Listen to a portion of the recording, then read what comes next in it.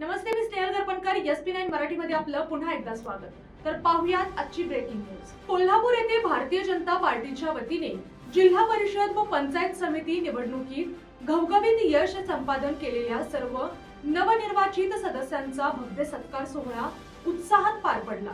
या कार्यक्रमात विजयी उमेदवारांचे अभिनंदन करत त्यांना पुढील लोकसेवेच्या वाटचालीसाठी मार्गदर्शन करण्यात आले. तर पाहुयात आजची सविस्तर बातमी. या सोहळ्यास प्रमुख उपस्थित म्हणून महाराष्ट्राचे मंत्री चंद्रकांत पाटील, खासदार धनंजय महाडिक, माजी मंत्री प्रकाश आवाडे, भरमू अण्णा पाटील, माजी आमदार सुरेश हाळवणकर, प्रदेश सचिव महेश जाधव, माधवराव घाटगे, समरजित सिंह घाटगे, अशोक चराटी, अनिल डाळ्या, जिल्हाध्यक्ष नाथाजी पाटील, राजवर्धन नाईक निंबाळकर, शहर जिल्हाध्यक्ष विजय जाधव, स्वाती कोरी, सावकार मादनाई, अमरीश घाटगे यांच्यासह भाजपाचे अनेक पदाधिकारी व कार्यकर्ते मोठ्या संख्येने उपस्थित होते. यावेळी बोलताना मंत्री चंद्रकांत दादा पाटील यांनी सर्व विजयी सदस्यांचे मनपूर्वक अभिनंदन करून त्यांना जनतेच्या अपेक्षांची जाणीव ठेवून कार्य करण्याचे आवाहन केले.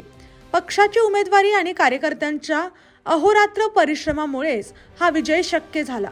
त्यामुळे विजयानंतर पक्ष संघटना आणि कार्यकर्त्यांना विसरू नका असा स्पष्ट संदेश त्यांनी दिला. तसेच त्यांनी नवनिर्वाचित प्रतिनिधींना केंद्र व राज्य सरकारच्या लोककल्याणकारी योजना समाजातील शेवटच्या घटकांपर्यंत पोहोचवण्याचे निर्देश दिले.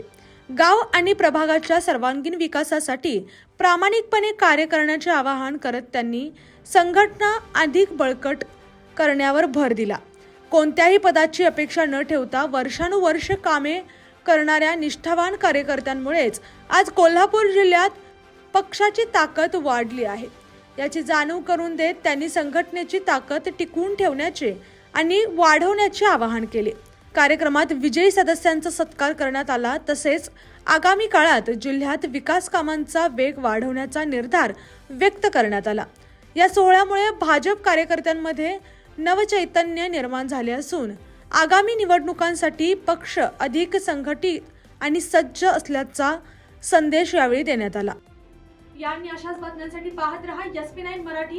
Your time, your news.